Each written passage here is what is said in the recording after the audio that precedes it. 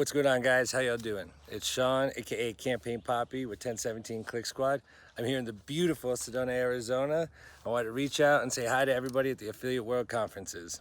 Today I want to share some insights with you guys of some failures I had in my past and the things that I learned from them while being in the affiliate space. A little backstory about me. I started around 7 years ago, originally with a network, and I moved from the network to the advertiser side, shout out First Media, and I moved from the advertiser side to media buying on my own. It's been a wild ride, and to start out media buying was very difficult, to say the least. I went from having all the insights and information of the network and the advertiser side to doing everything out on my own. And most of my campaigns were rip and run at the time. I went from having a salary to supporting myself financially, but also having to pay for the media myself, which was very, very stressful, to say the least. So at this time, when I first started my media buys, my strategy was basically rip and run everything as much as I can. However, I had a really bad habit of not letting my campaigns grow to maturity. I was waking up every morning, logging into my tracker, and seeing a whole lot of red and not so much green.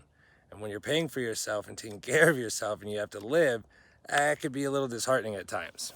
So, I was able to get lucky, find a few winning campaigns here and there that were generating money for me. So, I was able to live, I was able to eat, and do some of the things that I like to do.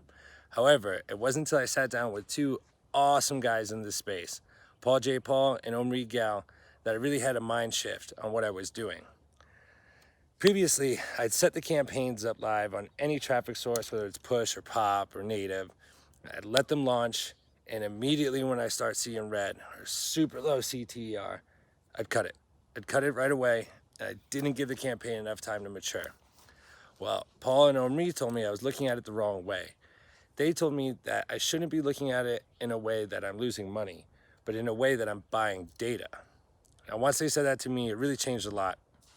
And they really convinced me to let some of my campaigns ride out and see how well they perform with some more spend. After this, I've had a lot of success launching new campaigns, new verticals, and new geos every month. Every month, my partner and I are smashing things now. We're in a really, really good place.